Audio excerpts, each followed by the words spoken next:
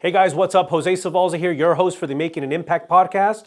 And today I got two very special guests, my kids, Anthony and Christina. So you're going to be able to get their perspective on what it's like to have a father like me, someone that's been in the real estate industry for a long time. And you're going to get to know them. Number one, you're going to get their point of view and just bring awareness to everybody. So let me start off by introducing my son, Anthony. He's 18 years old. He's a student at AVC. He is a coach for Victorum Jiu-Jitsu, which is located here in Lancaster, California. And he loves working with kids. My daughter, Christina, is 16 years old. She's a junior at Paraclete, and she's into soccer. And she just finished up high school soccer. Now she's going to transition very quickly into track and field and also back to her club soccer team. So a very, very busy schedule. So number one, thank you for being here. I know it's a little bit different and having, a different conversation with me today. As you know, I've been in the business. I've been doing real estate for 16, 17 years now. And I really started to get busy probably when you, Anthony, were about 5 and you, Christina, were about 3 years old. And at that time, your mom was working. So because the schedule was a little bit more flexible on my end, I'd pick you up from, preschool, wherever you were at, and you were home. So I would basically take you guys with me to the office. I would take you guys with me to showings.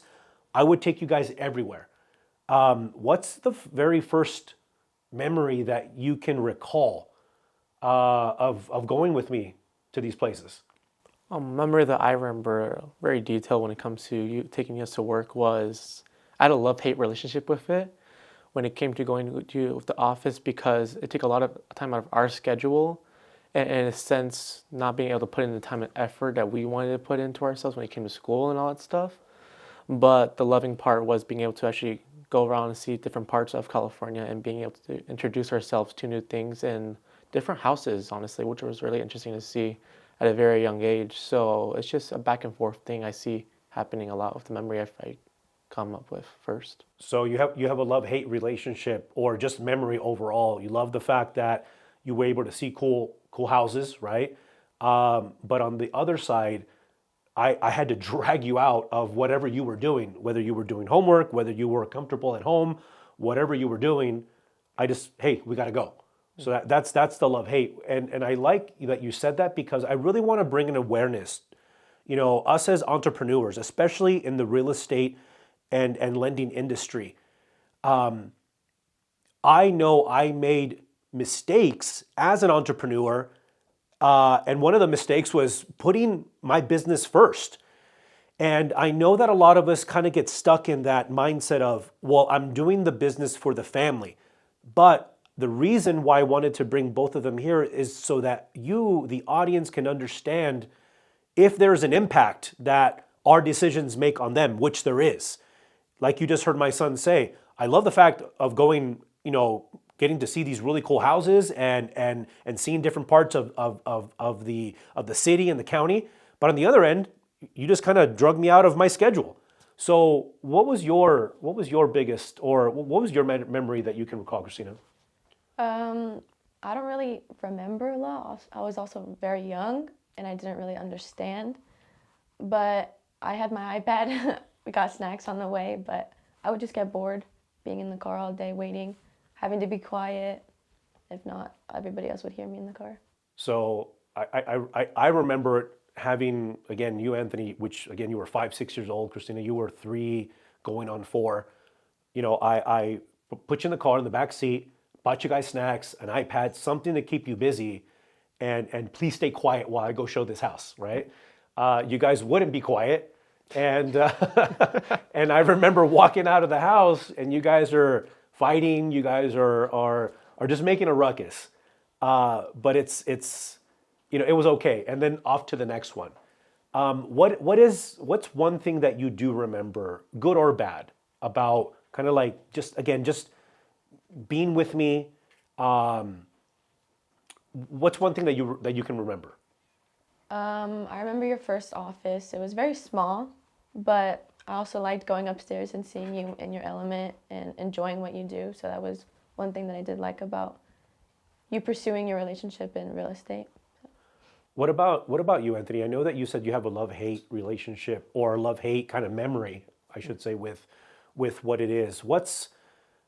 When did it get too much for you? When it started getting too much for me was when I started seeing you less. And that's when over the weekends, you were working over the weekends, during school when I needed help with schoolwork. You guys were both out of the house, so it was kind of hard to be able to, in a sense, catch up to see like what I was struggling on. And in a sense, not being able to bond with you guys as much. Growing up, it wasn't, I guess in a sense, the best, because for me, I felt like I had to grow up faster, because she would be home and you guys would both be out. So I'd have to help her out with her things, and then as well as help myself out as well, which made it difficult at times for myself to be able to, in a sense, pursue and figure out what I wanted to do or what I wanted to enjoy or have fun with. In a sense. Yeah, no, I'm happy that you said that, because, you know, in a way you had to grow up a little faster, right? Because you were home alone, sometimes taking care of your sister, taking care of yourself. And that's one thing that I really want to emphasize here with everybody today is, you know, a lot of us put business first. We get into real estate, we get into lending, we get into our profession, and immediately we put business first. I know I did. And I did that for many, many, many years. As you just heard my son say, you were gone on the weekends. You didn't spend a lot of time at home. Homework help wasn't there, only when you were available. You know, certain things like that. And in my mindset at that time was I was doing what I had to do to provide for the family, not really understanding how it affected them, right? What I want everybody here to realize is that if you start to prioritize your family first prior to business, things can be a lot easier. Things can be a lot better. You can have the relationship that you want with your son, with your daughter, with your kids, period, and still have a thriving business. I think I know that I came from a scarcity mindset when I was first starting off in the business, because if a buyer would call me, if I had plans with the family, I would cancel plans. And I'd say, look, I got to go show. I'll be back in a couple of hours. Those couple of hours turned into a few hours, which then basically ruined the entire day. There were other cases where they would come with me and we would make it a day, right? All of us would make it a day of it. But I still remember them having to wait in the car. It sucks for me to say things like that. And it took me a long time for me to finally figure out, guys, put your family first. As a matter of fact, let me break it down even deeper for you guys. This is the way I thought of things before. Before, as you just heard my son say, it was business first, okay? Then it came to family. And keep in mind, business took a lot of time away. It took a lot of my day. So from a percentage standpoint, for me, very early on, business was 90% of my day. When I came home, I was tired. When I came home, I didn't want to hear this or that. So I gave them very little. So it was business, family, then me, if I had any time left for me. And then maybe if there was a little bit of time, then I gave some time to God. And at that time it was, why am I in this position? It was me complaining and me wanting to have him hear all about my problems, right? Quite frankly, the problems that I was causing on myself. Then I realized that if I were to flip things around, how better things can be, right? So now I put him first. Now I take time where my bucket is filled with him. I don't tell him about my problems because I know he knows what my problems are. I thank him for the problems. I'm very grateful for all the blessings that we have, and I'm able to build off of that. Then I spend time with my family, with my wife, with my kids. I think, I know we're making a huge jump into the future, but again, when I started in real estate 15, 16 years ago, it was just recently that I finally figured out that if I put God first, my family second, I should say me second, where I'm taking care of myself, right? Where I'm reading, where I'm going to the gym, where I'm taking that self-care, right? And then if I know I'm taken care of, then I'm able to give them all the love that they deserve, all the attention that they deserve, all the attention and love that my wife deserves. I'm able to give them that. And once all these buckets are filled, the business comes naturally. The business is easier because now I have their support. Now I have my wife's support. And before I had their support, but almost like with a side eye, almost like, all right, like, okay, I'll see you in a couple of hours, and then they'll never see me. So, now 15, 16 years later, now as my business has completely changed, how is it like for you, Christina, to have me at home more? I think mom tells you to get out of the house a little more too now because you're always home. But I like your at-home office. I think it's fits you really good, and I like having you home because now I have somebody to ask for with math homework because my dad's really good at math. But I actually have somebody there to talk to. But I think that's one thing that I struggle with that I wasn't able to do before because you weren't there. But now that you are, I don't know how to talk to you. Yeah, and see, that's another thing that I really want to make sure that everyone understands is that those young years, 5 years old, 3 years old, as they kind of grow into the double digits, right? I wasn't there a lot for them. And she made a very, very powerful point. She says, you weren't there and I didn't talk to you, so now it's a little bit harder for me to talk to you. I think we're doing a much better job now, with my schedule now. I'm able to take you to your soccer games. I'm able to see all of your soccer games. I'm able to take you to practice. I'm able to go see you at work and take pictures of you at work and things of that nature. Do you feel that because my schedule is more flexible where I'm spending more time at home or just the fact that, I've been able to build a system around where I still work, but it's done in a more, leveraged way, right? Do you feel that the relationship that both you guys have with me has gotten better over the last couple of years? 100% agree with that. So I know you mentioned that it was hard for you to talk to me before. Why was it hard for you to talk to me before, and what's made it better? Well, you were always on the phone. If you were home, it was either you were on your phone texting or you were on the phone making a call. So I felt like every time I went to go talk to you, I felt like you weren't paying attention or listening to what I was saying. Gotcha. What about you, Anthony? Having you home more, just for me, it felt more uplifting now, seeing that how much you've grown as well for me and being able to grow our relationship as well as with Christina and with mom as well. Because when you're at work, I more had to talk to mom when she's left work, I think after, 6 years now, 7 years? And so I've been growing more and learning from her. But now being able to have you home now, especially at the time where I feel like I need you more than ever, growing to become the man that I need to be, that God wants me to be, has opened up a whole lot more opportunities for me and be able to develop myself and who I am and who God wants me to be. 100%. 100%. And I love that you're saying that number one, that time that I lost before, you guys are giving me grace to make up for that, right? Both you guys are giving me grace to make up for that because I think, again, as an entrepreneur, we say that we do things for them, but look at what that does. If we go all in, if we go balls out, if we go 100 miles an hour, as people say, all gas, no brakes, right? Understand that there's much more to that. There's much more to life than business. And I have two examples right here. At the end of the day, I had a very powerful conversation with my wife at the beginning of the year. And she asked me, what makes you happy? And I had to think a very, very long time,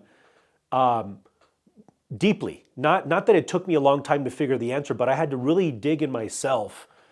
And the answer to that question is, they make me happy. The relationship that I have with my wife makes me happy. Being able to spend more time with them makes me happy. So I have to do more. It forces me to grow my business in a way that will continue to allow me to spend more time with them.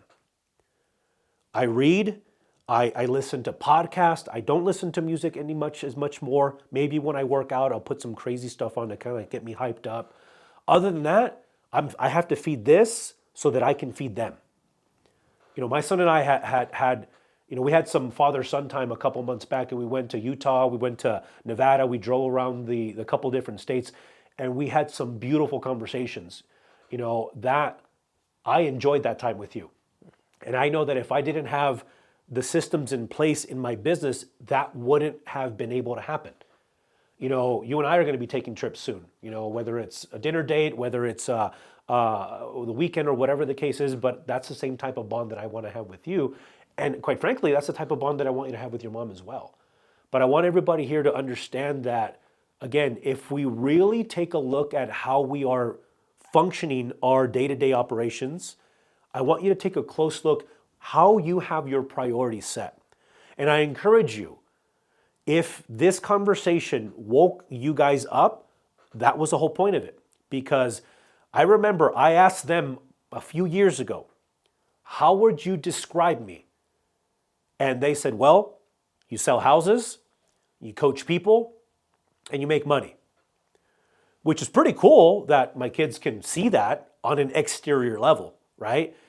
But I want them to know me or to identify me. If someone were to ask them on the street, hey, tell me about your dad, I want them to tell them he was a good dad.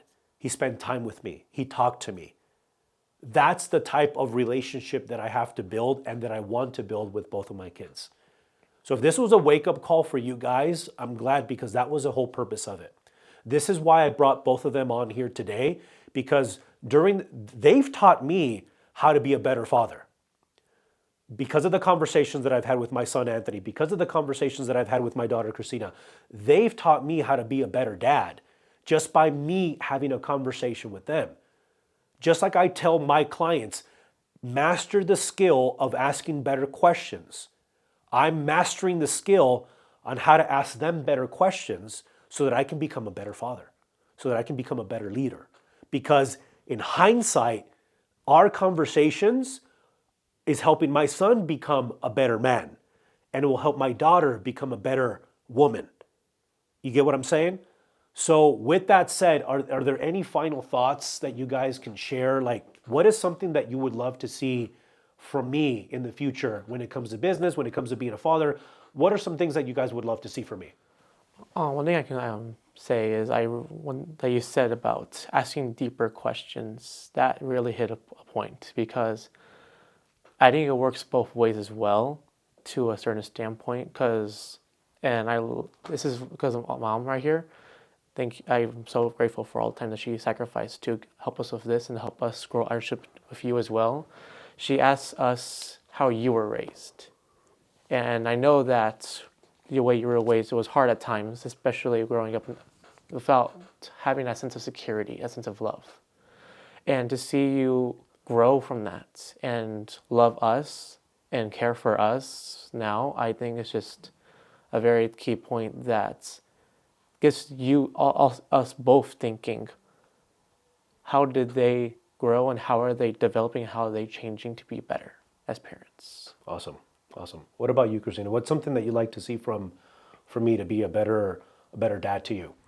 Well, I've listened to a couple of your podcasts, and understanding like where you came from and how you grew up. I think that have a better understanding of how you work and how I work, and just like for you to understand me and how Anthony works the same way, because we're both very different people. Anthony's more like mom, I'm more like you. So just being able to talk to us differently because we both work differently. Yeah, and that's one thing that I really learned is that you receive my love differently. You receive my, just me telling you something, you receive it differently. And I have to give you a different message, or it could be the same message, but I have to deliver it to you differently than how I deliver it to her, and vice versa, because you receive it differently. I know that if I yell at you, right, you shut down. I know if I yell at you, you'll ask me a question. Why are you yelling at me? You know what I mean? Which is, again, it's having that dynamic conversation, right? So I have to deliver the same message, maybe package it a little differently for each one of you, because each one of you guys is different. So I'm very blessed, number one, to have you both as my kids, because you guys have taught me, subconsciously, you've taught me how to be a better father. I've already told you before, you're teaching me how to be a better man, because at your age, 18, you are a much better person at 18 than when I was your age. And we're trying to do the same thing with you. We're just trying to make sure, with everything going on right now, we're just trying, your mom and I are just trying to do the best that we can to make sure that you guys are on the right path. But again, I hope this conversation helped you guys, because I want to bring awareness that, as an entrepreneur, probably our priorities are a little screwed up. And if that's the case, we still have time. Our kids are resilient. But they also appreciate the time that you spend with them. So I encourage and highly suggest to take time and sit down with your kids. Have a conversation with them. Ask them, hey, what is it? What's something that you don't like about what I do? What is it where I can be a better person, be a better mother, be a better father, right?